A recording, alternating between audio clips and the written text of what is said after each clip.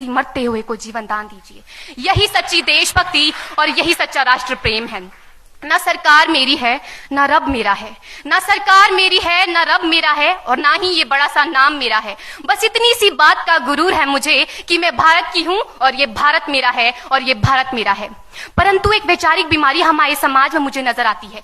कहा जाता है हम दुनिया के सबसे बड़े लोकतंत्र हैं, जहां हिंदू पैदा होते हैं, मुस्लिम, सिख और ईसाई भी पैदा होते हैं, लेकिन बदकिस्मती है अब इंसान पैदा नहीं होते। और मेरे विचारों में ना हिंदू की जरूरत है ना मुसलमान की जरूरत है। राष्ट्र निर्माण के लिए केवल अच्छे इंसान की जरूरत है, केवल अच्छे इंसान की जरूरत है। जरा सोच कर देखिए, ये पेड़ पौधे और शाखाएं भी परेशान हो जाएं अगर परिंदे भी हिंदू और मुसलमान हो जाएं।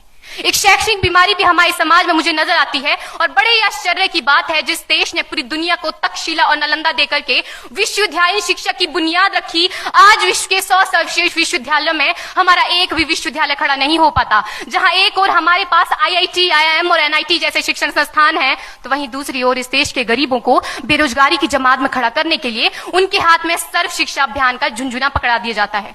और मैं बता दूं, इस शैक्षणिक बीमारी का केवल एक कारण वो ये कि हमारे देश की शिक्षा नीति केवल 2 तरह के लोगों के लिए बनती है। पहले वो जो विद्वान हैं और दूसरे वो जो धनवान हैं।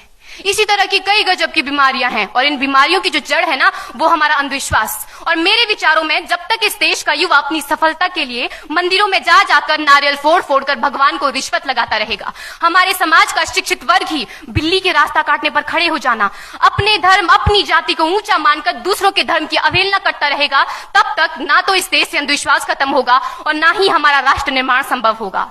हमारी संस्कृति, हमारी सभ्यता को दुनिया ने शीश नवाया है, तो क्यों आस्था के नाम पर हमने अंधविश्वास फैलाया है?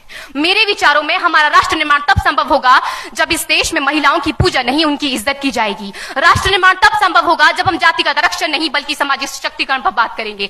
राष्ट्र निर्माण तब संभव होगा जब स्वच्छता अभियान में केवल सरकार नहीं बल्कि सड़क पर चलने वाला हर एक नागरिक हाथ बंटाएगा, स्वच्छ भारत स्वस्थ भारत को दिल से अपनाएगा। असल मायने में हमारा राष्ट्र निर्माण तब संभव होगा जब एक गरीब बच्चा मध्याह्न भोजन के लिए नहीं बल्कि ज्ञान अर्जन के लिए सरकारी स्कूल की चौखट पर कदम रखेगा।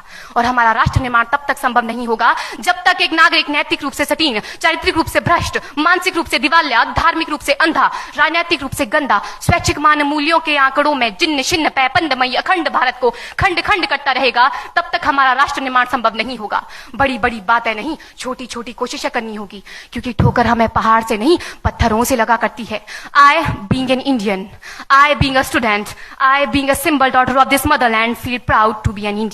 और मैं सैल्यूट करना चाहूंगी सरहद पर दिन रात हमारी रक्षा के लिए खड़े हर उस जवान को, इस देश की पुलिस, प्रशासन और किसान को, और इस देश के हर उस व्यक्ति को जो अपना काम पूरी ईमानदारी, पूरी मेहनत और पूरी लगन से करते हैं, जिनके बिना राष्ट्र निर्माण की कल्पना करना भी असंभव सा लगता है। और आज इस मंच पर पूरी जिम्मेदारी के साथ मैं भारत की बेटी ये कहती हूं कि हमारा राष्ट्र निर्माण तब संभव होगा जब हम सभी, मैं, आप, हम सब मिलकर प्रयास करेंगे, क्योंकि हमारे देश की जिम्मेदारी नहीं है हमें आगे ले जाने की, हमारी जिम्मेदारी है अपने देश को आगे ले जाने की, अपने राष्ट्र को आगे ले जाने की, अपने वतन को आगे ले जाने की। तो अंत में मैं बस यही कहना चाहूंगी, मेरा हिंदुस्तान महान था, महान है, महान रहेगा।